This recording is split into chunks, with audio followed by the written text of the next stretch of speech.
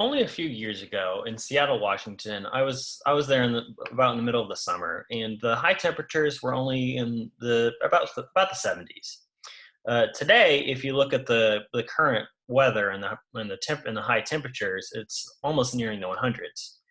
Um, Rising temperatures like this has caused a lot of talk and a lot of about the topic of global warming. I've heard many theories about what could be the causes of global warming or what are the biggest contributors towards these rising temperatures. As an ag student, one of the biggest crackpot theories that I've heard out there is that livestock are to blame because of the methane emissions that come from them from either passing gas or from burping. And I just want to say this is just simply not true. My research that I've done has shown three reasons as to why this is inaccurate.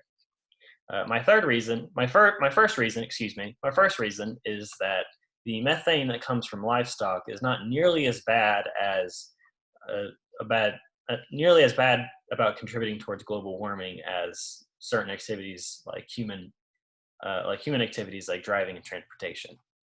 According to Frank McLoner, a professor of animal science and an air specialist, uh, raising cattle and pigs only accounts for about 3% of greenhouse gas emissions, while transportation accounts for as much as 26%.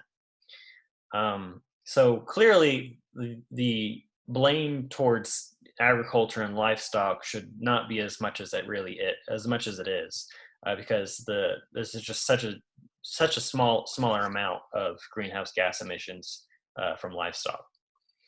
According to our research shows that about 558 tons, a million tons of methane is produced annually, and about 188 million tons of that is comes from agriculture.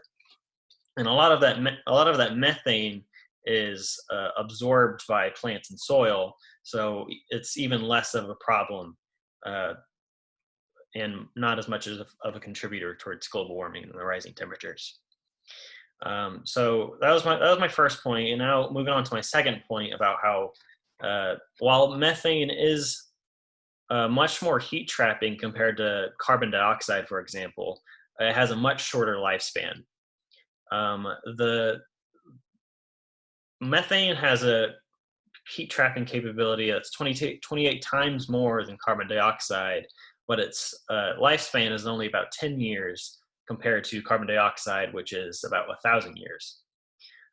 So while methane it's bad about heat trapping, will only last for so long. So after a decade, the methane will be transitioned into carbon dioxide, and it'll enter the carbon cycle, and it will, as I said before, it will be absorbed by plants and soil, and the cycle will just keep repeating.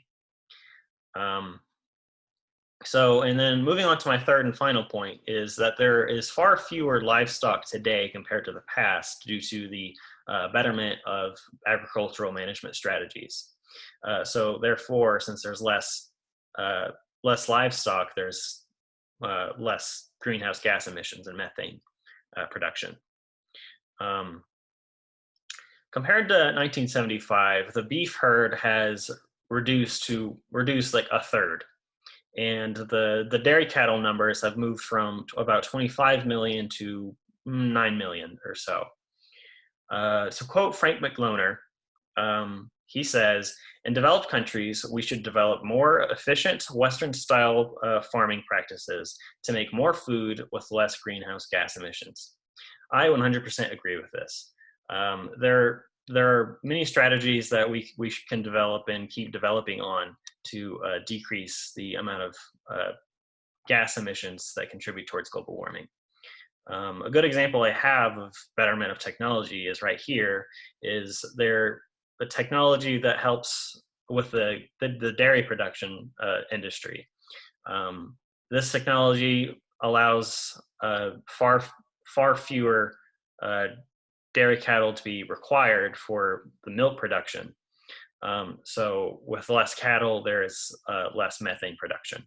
So there's less of an impact towards global warming. Um, So to um, summarize my three main points is, first off, that methane that comes from livestock is not nearly as bad about toward contributing towards global warming as many people think, and that human activities like driving and transportation is much more impactful towards the rising temperatures.